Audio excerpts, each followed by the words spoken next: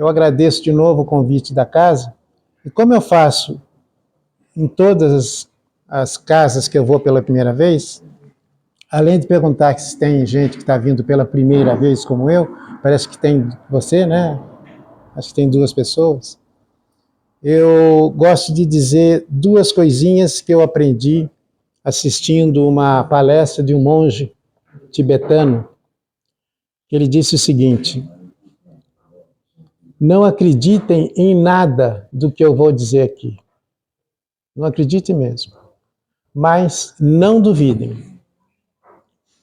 Eu digo isso porque a gente traz para cá, além de tudo que a gente estuda, do conhecimento pouco que a gente tem, muito da nossa experiência pessoal e da nossa maneira de enxergar a doutrina e de enxergar o Evangelho. Mas como Kardec recomenda, nós temos que pesquisar, nós temos que olhar, nós temos que saber.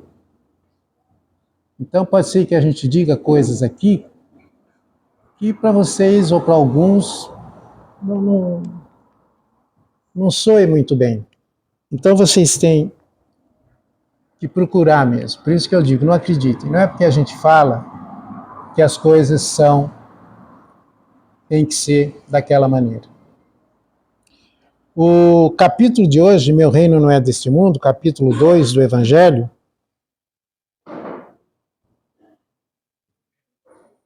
eu tenho uma coisa com esse negócio de Evangelho, que é o seguinte: a gente lê muito, né? Quem aqui já leu esse capítulo 2? Se não leu, não tem problema, né? E não deve ter lido uma vez só, né? Porque a gente faz Evangelho lá, lê muito, né? Agora, será que a gente está conseguindo, no decorrer dessas leituras, tentar mudar o nosso olhar, tentar enxergar a mensagem de uma outra maneira? Eu digo isso porque isso me incomodava muito. A gente ia fazer pré-eleção, né? Vai fazer pré-eleção, e a gente faz muitas vezes do mesmo capítulo. E às vezes na mesma casa cai aquele capítulo quando a gente é convidado. Então, a gente tem procurado olhar, dar um outro olhar para as mensagens, para chegar no ponto que a mensagem se destina, né? Então, nesse capítulo, por exemplo, do Meu Reino Não É Deste Mundo, a gente está procurando mudar um pouco o olhar de abordagem, porque a abordagem principal ela está no Evangelho, então é só a gente ler, né? Mas vamos tentar entender quando Jesus diz para Pilatos: meu reino não é deste mundo, né? Não sou rei ainda. Aí vem aquela pergunta, né? Rei do quê? Que reino é esse? Né? A que reino Jesus se refere? Então a gente sabe a que reino se refere, mas como que a gente chegou nisso?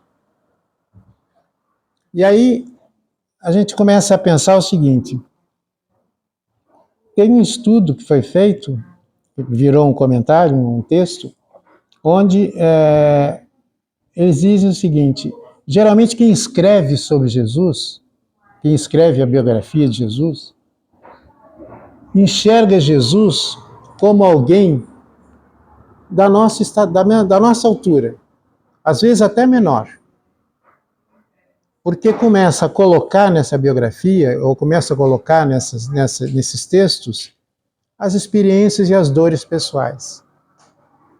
Então a gente precisa mudar o foco disso e olhar Jesus como ele nos foi colocado e como ele nos foi trazido. E aí a gente vai começar a entender o porquê ele diz: meu reino não é desse mundo. Jesus, nas vestes de um peregrino, de um carpinteiro, de uma pessoa do povo, uma pessoa simples, Jesus agia como rei. E como um rei de um reino que nós podemos imaginar que ele existe, mas nós não temos muita noção de como ele funciona. A gente pega essas biografias, ou esses estudos que tem, né? Jesus isso, Jesus aquilo, e a gente vê que existe muita divagação, muita especulação, né?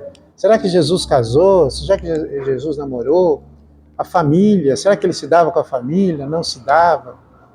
Isso é tão... como é que eu vou dizer? Isso não tem nenhuma relevância, tanto que não foi muito divulgado. Você não vê nada disso nos evangelhos, a não ser na citação de que os seus filhos, a sua mãe e seus irmãos estão aí. E que ele diz, quem são meus filhos, quem é minha mãe? Mais uma vez, para dar exemplo, né? Então a gente não tem um olhar muito apurado. E nós precisamos apurar esse nosso olhar. Porque quanto mais a gente tem a oportunidade de estudar, ou de ler, ou de conhecer a doutrina, aí mais fácil nós vamos enxergar o Jesus como realmente ele é.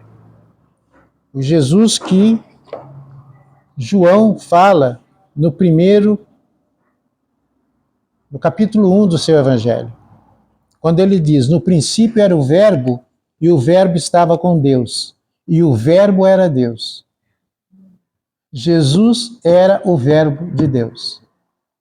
O que Deus tinha para nos dizer, está tudo com Jesus. Deus mandou Jesus, e com ele veio tudo o que precisava ser dito para nós.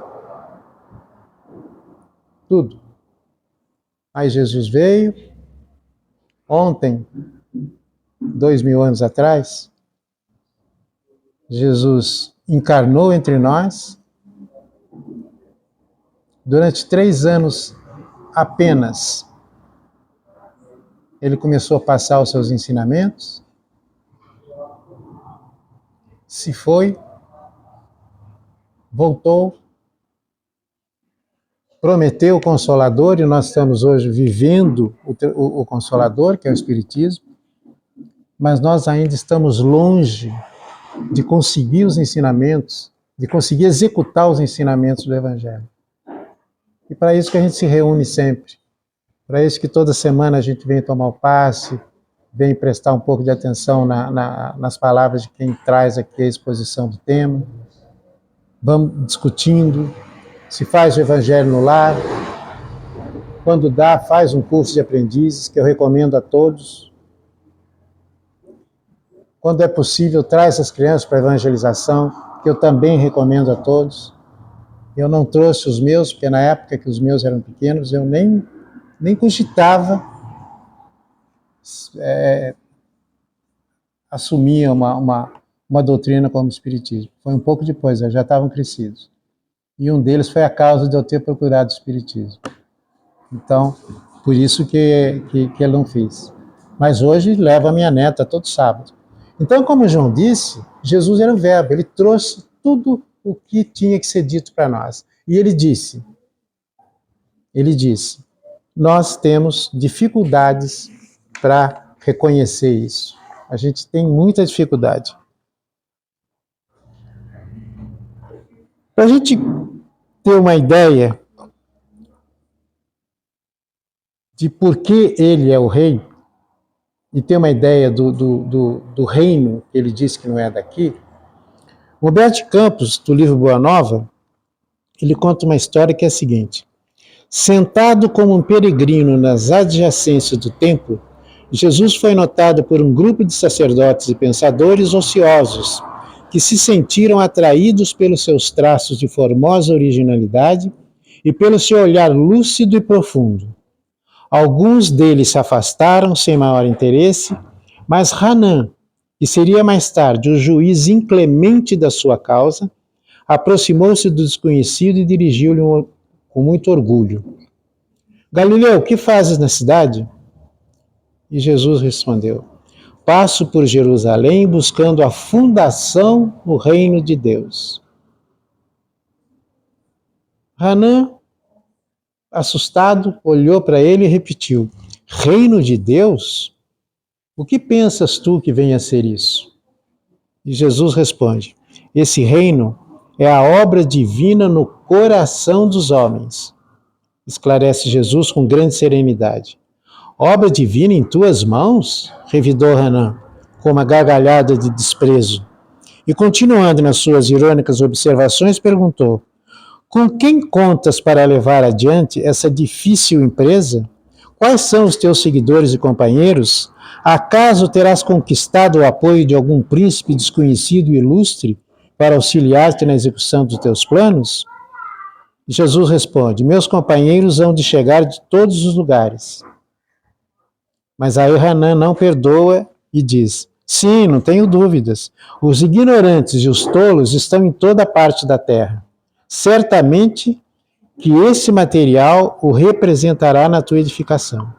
Entretanto, propões-te realizar uma obra divina e já viste alguma estátua perfeita modelada em fragmentos de lama? E Jesus calmamente responde: sacerdote, nenhum mármore existe mais puro e mais formoso do que o do sentimento, e nenhum cinzel é superior ao da boa vontade sincera. Impressionado com a resposta, firme e inteligente, o juiz ainda interrogou: conheces Roma ou Atenas? E Jesus responde: conheço o amor e a verdade. Tem ciências dos códigos da corte provincial e das leis do templo? Inquiriu Hanan. Sei qual é a vontade de meu Pai que está nos céus. Hanan, irritadíssimo, sem ter como continuar essa conversa, vira as costas e vai embora. E essa foi a primeira intervenção de Jesus e que traz recados importantíssimos para nós. Porque Jesus estava indo para Jerusalém, tinha estado com João, logo no início da sua trajetória. Então, a gente precisa ver Jesus sob o olhar da codificação. Porque Kardec, quando fez a codificação, quando coordenou esse trabalho, ele coordenou o trabalho todo e depois, se a gente abrir o Evangelho, sempre tem os comentários de Kardec sobre os textos, mas no final sempre tem as instruções dos espíritos, que são espíritos que colaboraram com Kardec trazendo experiências pessoais. E aí, nós vamos enxergar nesse capítulo 2, se a gente apurar um pouco as nossas lentes, que as instruções dos espíritos traz uma instrução chamada uma realeza terrestre, que é de um espírito que foi uma rainha de França. É uma rainha da França, que a gente não tem mais detalhes, e isso foi em 1863. E ninguém melhor do que a rainha, uma rainha terrena, para falar sobre a realeza espiritual. Ela mostra e diz claramente que Jesus abdicou da sua realeza humana sem perder a sua realeza espiritual. Ele nunca fez questão aqui, quando encarnado, de ser rei, de ser autoridade, de fazer milagre para mostrar. Nada disso. Jesus simplesmente veio fazer o trabalho dele e fazia, sem nenhuma outra intenção. Mas aqui ele começa essa caminhada para que a gente entenda o porquê do meu reino não é desse mundo. E para a gente avaliar Jesus, além de entender mais ou menos o que ela diz, essa apuração do nosso olhar vai nos levar a uma análise sem amarras nenhuma com a parte material, com a parte humana. E aí a gente começa a elevar Jesus a um patamar um pouquinho mais adiante. Aí nós começamos a enxergar Jesus não como aquele que a gente enxerga normalmente, mas aquele que a gente enxerga quando o sapato nosso aperta e a gente vai pedir ajuda. Porque daí a gente reconhece a grandeza de Jesus. Aí a gente lembra que Jesus é Filho de Deus e que Ele é tudo o que Deus tinha para nos dizer. E aí, capítulo por capítulo, a gente vai entendendo. Então, essa rainha, ela coloca o seguinte: quem melhor do que eu pode compreender a verdade dessas palavras do nosso Senhor? Meu reino não é deste mundo. O orgulho me perdeu na terra. E achando que fosse rainha, achei que seria assim recebida nos céus. Achei que o que eu trouxe comigo na minha realeza terrena seria o bastante para ser bem recebida. E para surpresa minha, não fui. Rainha entre os homens, como rainha julguei que penetrasse no reino dos céus. E que desilusão! Que humilhação quando uma vez, em vez de ser recebida como rainha e soberana, vi acima de mim muitos a quem eu pisei e desprezei por não terem o sangue nobre. Aí aprendi que para granjear um lugar no reino são necessárias abnegação, humildade, caridade e benevolência para com todos. Aí ela faz uma outra série de comentários e recomenda que todos nós corramos nas nossas lides terrestres para poder ter, então, uma vida no céu. Então, se a realeza espiritual que Kardec, Leon Denis, todo mundo já falava há muito tempo, se essa realeza representa exatamente isso que ela diz, a gente vai perceber que essa realeza representa porte moral e grandeza espiritual. Por isso que a gente costuma dizer que a gente precisa ter uma maturidade espiritual. Então, quando a gente fala em espiritualidade, não necessariamente nós estamos falando em espiritismo. Espiritualidade é você cuidar do espírito, é você manter um equilíbrio. Né? O espiritismo colabora muito com isso, evidentemente. E, principalmente, o porte moral. Nós estamos reencarnados para evoluir e para fazer uma reforma nas nossas vidas. Para mudar os nossos conceitos, para mudar os nossos atos, mudar o que a gente fala, mudar o que a gente lê, mudar o que a gente escuta. Às vezes mudar de amizade. E a gente nem precisa fazer força para isso, porque naturalmente essas energias são descoladas. Quem faz aqui o curso de Aprendiz do Evangelho já deve estar percebendo isso. Naturalmente a gente procura outras coisas, porque você procura coisas mais edificantes, porque você está trabalhando o seu espírito para isso. Aí as coisas em casa vão melhores, as coisas do trabalho vão melhores, as suas decisões são melhor tomadas, porque você está em paz com você mesmo. Você está reconhecendo o seu tamanho, o seu verdadeiro tamanho. Aí nós estamos lembrando que nós estamos no planeta de provas e expiações ainda. E uma coisa que nós não podemos nunca esquecer é que nós não somos do berço ao túmulo. É um espaço muito pequeno. Muito pequeno. Ah, mas eu não acredito em reencarnação. Eu concordo que é difícil. Mas garanto que diante das leituras, diante de um conhecimento maior da doutrina, vai ser impossível não acreditar mais. E não precisamos ir muito longe.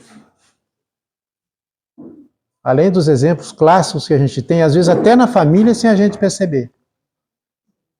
Aquele filho, aquele neto de 3 anos que pega o celular e mexe nele melhor do que você, à toa não é. O Chico, que só tinha o primário, naquela época era primário, escrever quase 500 livros, com aquele português claro, com aquela maneira de escrever, e quando psicografava livros de Humberto de Campos era de uma maneira, Emmanuel era outra maneira. Eu não consigo enxergar alguma coisa diferente do que a reencarnação. E quando a gente acredita, facilita a nossa relação com os nossos entes queridos. Com aquele filho que não dá certo, que você acha que nem devia ser meu filho. Como é que eu posso ter 2 filhos tão diferentes? Com aquele casamento de 40 anos que de repente se desfaz. Com aquela pessoa que trabalha com você, mas você não consegue olhar para ela. Enfim, uma série de fatos que a gente vai juntando e diz, puxa vida, realmente é difícil. A gente pode até não ter atirado pedra na cruz, mas que nós já tivemos lá, já tivemos. A gente não tem dúvida disso. Então, a gente precisa entender que quando Jesus fala desse reino, ele fala de um reino de amor. A única coisa que ele trouxe, e quando a gente fala a única, dá a impressão de que é uma coisinha simples, mas não é, foi a diferença dele para Moisés. Moisés era olho por olho, dente por dente. Jesus não, era perdão, amor, misericórdia, caridade. É isso que nós precisamos fazer e que nós não aprendemos ainda. Porque nós somos muito presos à matéria. Por isso que nós ainda alimentamos o orgulho, a falta de humildade, o egoísmo. Tudo é nosso, tudo é meu. Eu ajudo, mas assim, até um limite. Né? Os meus problemas não são menores nem maiores do que o de cada um de nós aqui. As minhas provas podem ser diferentes, mas do meu sofrimento entendo eu, e cada um de vocês entende do seu. E Jesus, através de várias passagens, ele trouxe a lição do amor. Antes do sermão profético, na despedida de Jesus, André pergunta para ele, fala, Jesus, a gente tem acompanhado o Senhor e tal, mostra para nós Deus. E ele fala para André, ele diz, André, não é possível, você está andando comigo há tanto tempo, olha para mim, eu sou filho de Deus. Então, a mesma coisa vale para nós, porque, afinal das contas, nós somos chamas divinas, temos todos os atributos de Deus, não sou eu que estou dizendo, é Ele.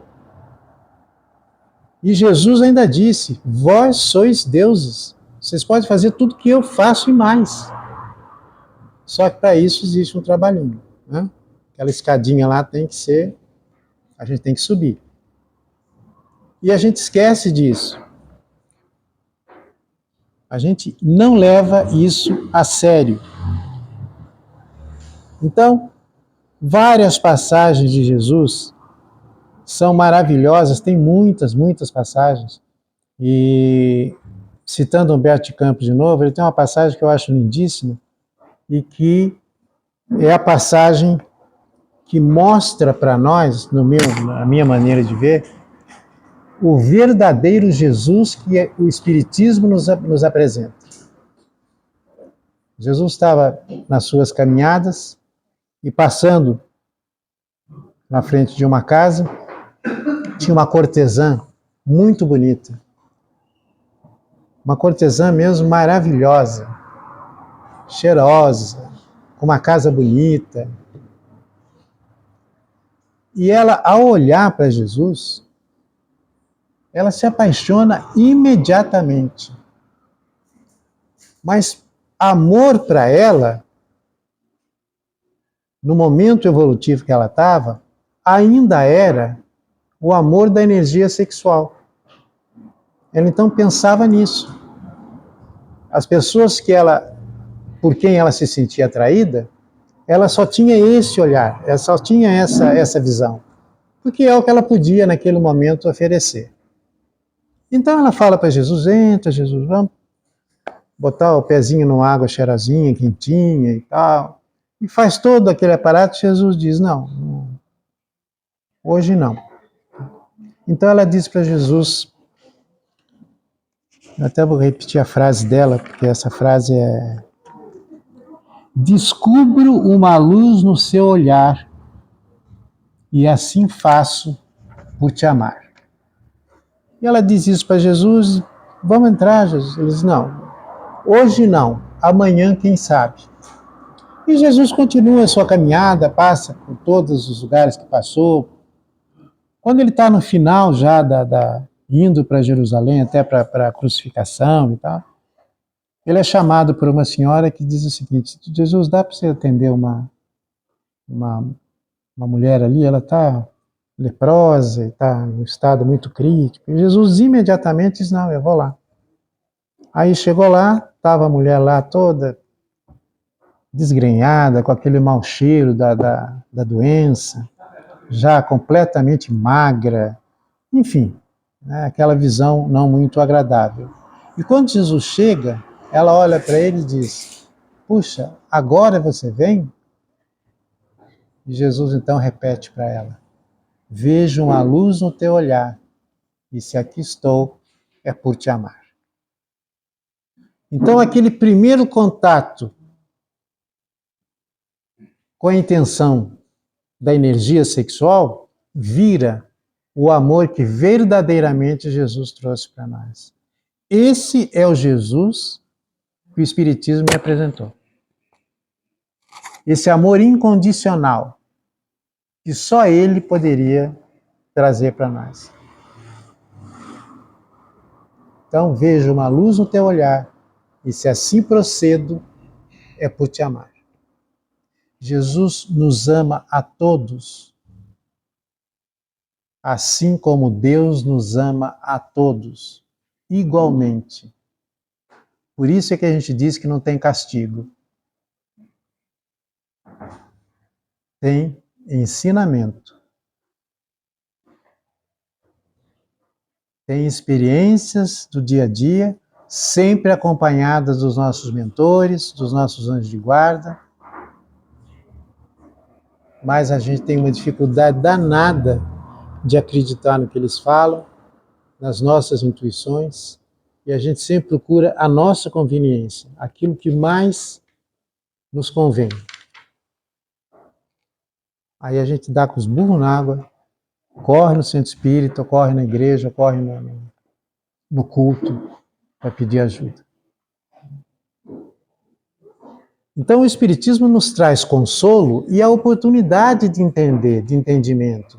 Porque quando você começa a conhecer a doutrina, você começa a entender o que é que você está fazendo aqui.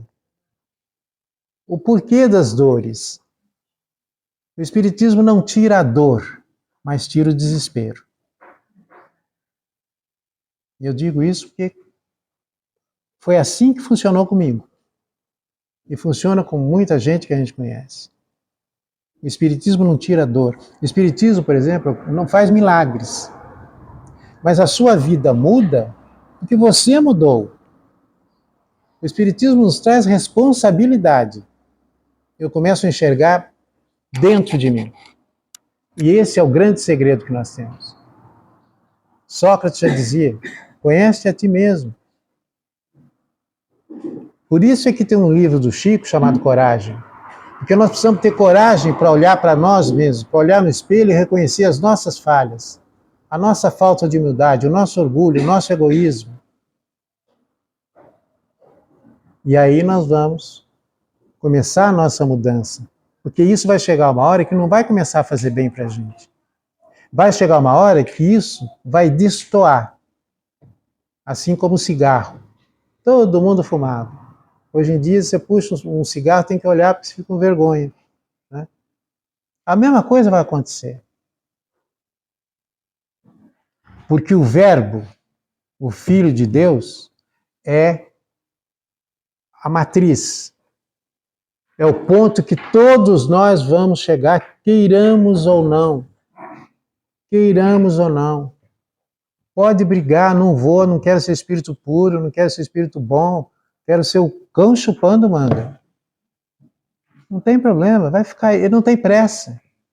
Não tem pressa. De repente, toma um tapa no traseiro, quando vê, está lá, batendo asa.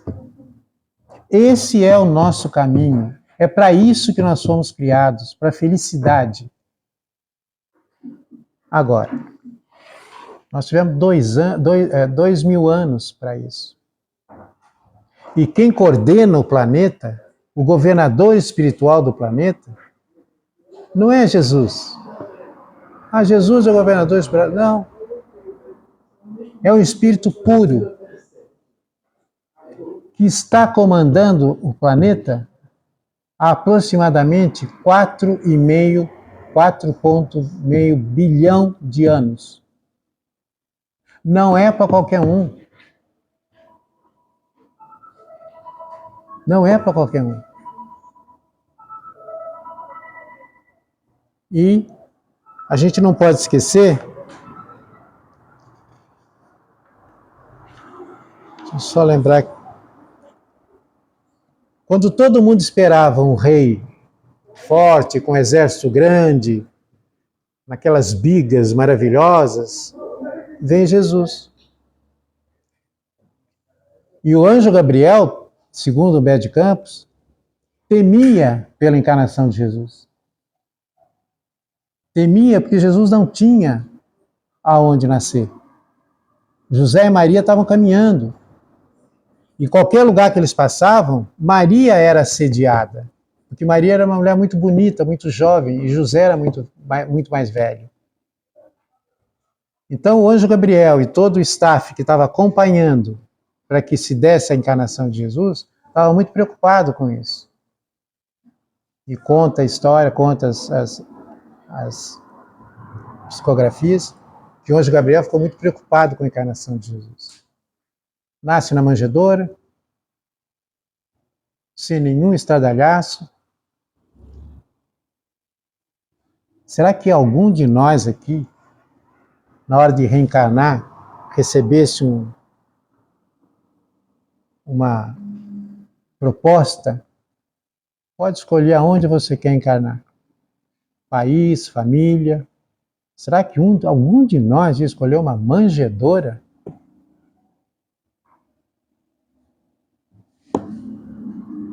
Não vou nem dizer escolher o Brasil, mas uma manjedoura?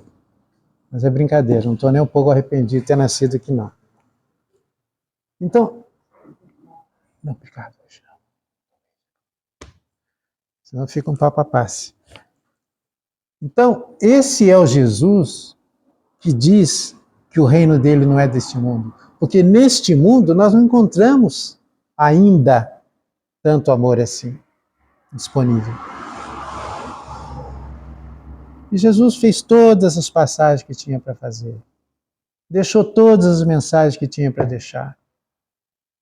Esparramou amor por todo o planeta, não só por onde ele passou. Por isso que nós não podemos comparar Jesus ou colocá-lo no mesmo patamar do Chico, Madre Teresa de Calcutá, São Francisco. Não, ele está lá em cima. Não que esses não possam chegar lá. Eu não me lembro se foi Emmanuel, mas alguém disse que o espírito crístico, ou seja, os cristos, eles ascenderam a essa posição e eles não correm mais risco de errar nem quando na carne. Ou seja, mesmo encarnado, que foi o que aconteceu com Jesus. Mesmo encarnado, ele não caiu nenhuma vez. E ainda manda outro recado. Os cristos, quando atingem esse ponto, aí eles conseguem a liberação para continuar os seus trabalhos, para ir um pouquinho mais lá para cima. Então existe um planejamento, a gente não tem como negar isso.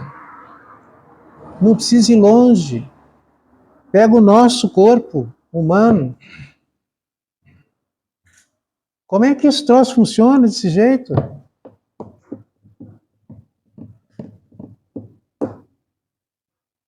Então existe uma programação. Nós não estamos aqui à toa, não foi feito nada à toa. Agora nós precisamos assumir a nossa posição e o nosso lugar. Porque Jesus nunca parou de mandar recado. Nunca parou de deixar ensinamento. Nunca se negou à caridade em momento algum. Terminou a passagem dele com um ato caridoso. Mais uma vez, Humberto de Campos.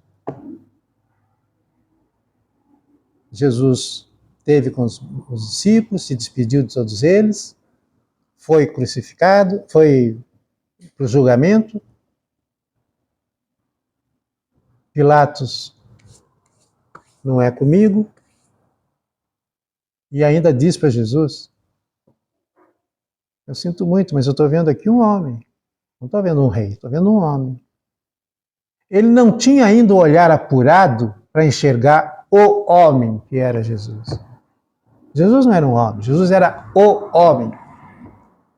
O Filho de Deus. O nosso exemplo, o nosso guia. Aquele é quem a gente resolveu seguir.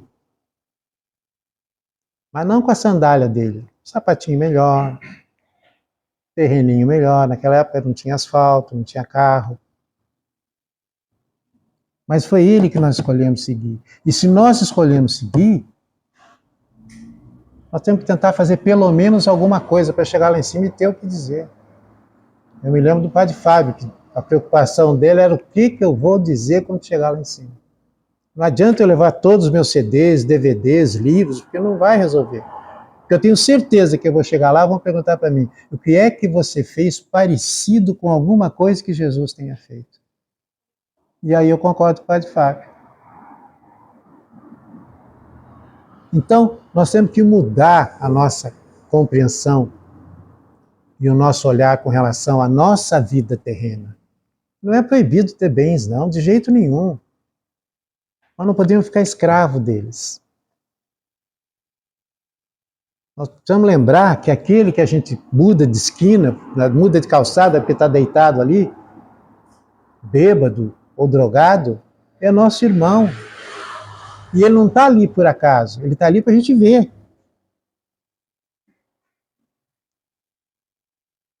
Porque provavelmente alguma ligação existe ali. Por isso que a gente diz, não somos o berço ao túmulo. Longe disso.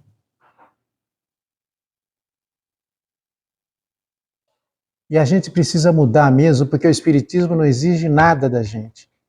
Você não precisa ter cabelo curto, você não precisa trocar de roupa, você não precisa tomar banho 10 vezes por semana, você não precisa fazer nada. Ele não exige nada, mas ele espera muito de nós. Espera muito de nós. Porque esse olhar que a gente tem é muito restrito. Nós vivemos num paraíso, perto do que vive, por exemplo, o povo da África. Está aí o Márcio que não me deixa mentir, que esteve lá visitando. E, aliás, precisava trazer o Márcio um dia para contar aqui a experiência dele. Não, esteve lá com a Fraternidade Sem Fronteira, vivendo lá um certo tempo, com as doenças, com as injustiças, com as mortes berrantes. Então nós aqui vivemos num paraíso. Não porque somos melhores do que os outros, porque a nossa responsabilidade é maior do que a deles. Porque quem muito tem, muito vai receber, mas também muito vai prestar conta. Então Jesus está ali, crucificado. E aquele povo todo que estava contra Jesus, vamos esquecer desse povo, porque aquilo ali era, como tem no cinema, no teatro, era coadjuvante.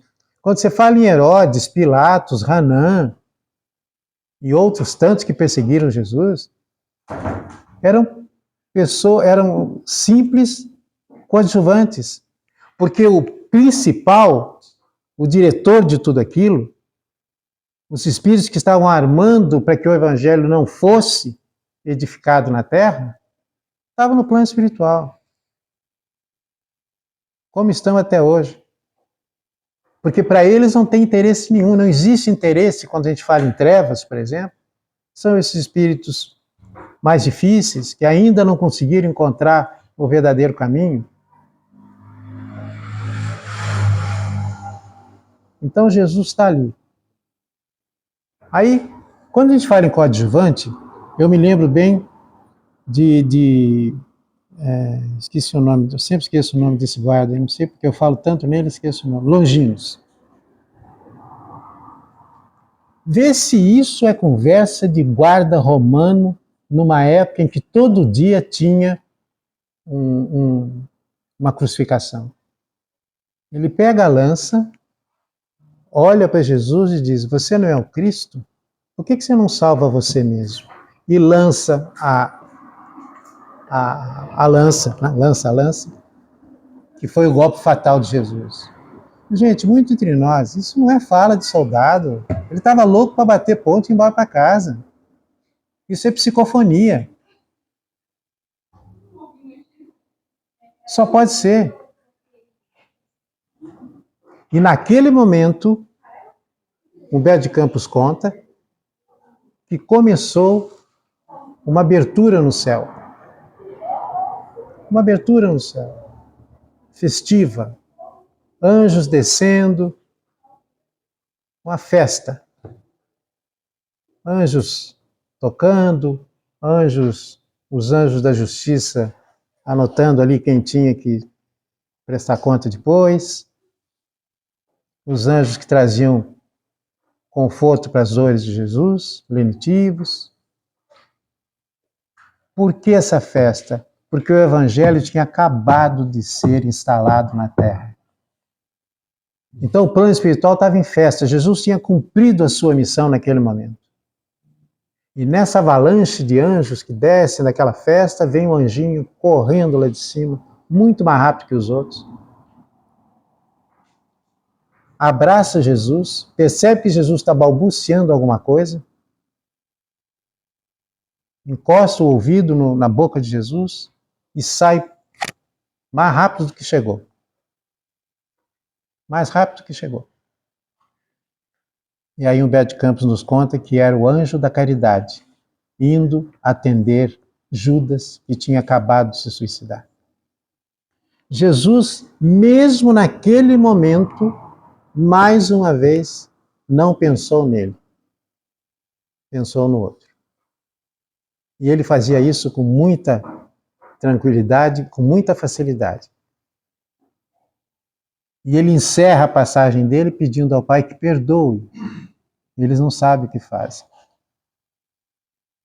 Então, esse é o Jesus que o Espiritismo nos mostra. Esse é o Jesus que nós escolhemos para seguir. Por isso que o reino dele não é deste mundo.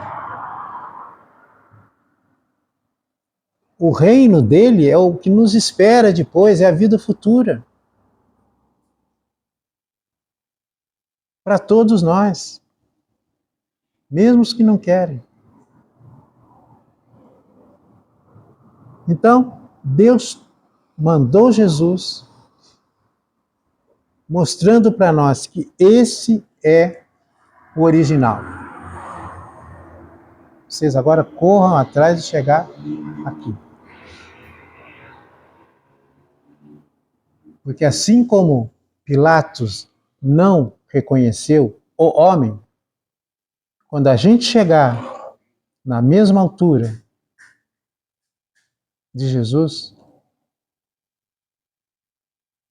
e não vão pensar que eu estou falando bobagem.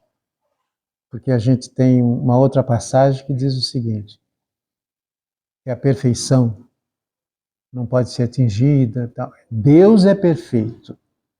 Deus. Aí é uma perfeição relativa. Mas chegar aonde Jesus chegou, nós precisamos ter alguns milhões de anos a mais do que ele tem, né? Mas não nos é impossível. Mas quando a gente chegar ali, vai ter outra festa no plano espiritual. Os nossos mentores, os nossos anjos de guarda, todos aqueles que nos procuram, todos aqueles que nos ajudam, todos os nossos amores de todas as nossas encarnações vão estar ali. Quem já foi em formatura sabe bem como é que é. E aí alguém vai dizer, essa festa de hoje é para ele, para o homem, porque é isso que nós vamos nos tornar. É fácil? De jeito nenhum. É difícil? Muito, muito. É impossível? Não, não é impossível. Então, esse reino que não é desse mundo, é exatamente isso. É a gente entender que tudo vai bem quando a gente vai bem. É eu começar a mudar a minha maneira de me relacionar com as pessoas. É eu acabar com a maledicência. Eu ouvi, acho que foi Elahá, um desses palestrantes que tem, ele estava sugerindo o seguinte, que você pegasse foi o Klinger, que você pega o celular e põe no timer 30 minutos. Então, durante esses 30 minutos, eu não vou falar mal de ninguém. Quando ele apitar, eu digo... Aí você põe mais 30 minutos. Porque isso é um hábito. Então, você cria esse hábito de falar. Ele cria esse hábito. E aí, a primeira coisa que você faz quando você acorda é pegar o celular e ver alguma coisa que não te agrada. Quando não te agrada, você já começa. Isso aqui, nós estamos usando errado. Nós estamos atrapalhando a evolução dos nossos filhos e netos, quando para nosso sossego a gente deixa ele ficar com isso, vendo o que ele quer. Faz mal para o sono, faz mal para as decisões que ele vai tomar, para os exemplos que eles têm que ter, porque são muito jovens ainda, nesta encarnação. Serve para que a gente passe e repasse ódio, mais ódio, mais ódio, mais mentira, sem tomar conhecimento, às vezes mecanicamente. Agora, serve também para você ouvir palestra espírita, para você acompanhar congressos espíritas, seminários, para você ler orações, para você achar livros, para você ter o Evangelho na mão. Baixa o Evangelho sobre o Espiritismo. Então, eu estou falando de Evangelho, estou falando de Espiritismo, mas pode ser qualquer coisa útil. Útil. Porque o momento que nós estamos vivendo exige de nós um pouco mais de sensibilidade. Nós estamos na era do sentimento. Ou eu sinto o Evangelho que eu estou lendo todo dia, quando faço o Evangelho no lar, ou quando me dá aí um problema qualquer, que eu vou lá e abro o Evangelho para ter um consolo. Ou eu sinto isso que eu estou lendo, e procuro entender depois, com auxílio de alguém, de algum amigo, ou eu mesmo. Porque a riqueza dessa doutrina é isso, ela é muito transparente. Ela não exige que você acredite em nada, ela te dá a chance de buscar. E é isso que nós precisamos fazer. Por isso que esse reino que nós estamos correndo atrás dele não é desse mundo. Porque nesse mundo nós vamos encontrar o quê? Nós vamos encontrar ódio atualmente, incompreensão, falta de fraternidade. Então, gente, eu vou torcer para que no dia da formatura de vocês a gente possa se encontrar. E aí eu vou repetir junto com todo mundo. Esse que está aí, ele não é o homem. Ele é o homem. Filho de Deus. Irmão de Jesus. Muito obrigado. Que assim seja. Graças a Deus.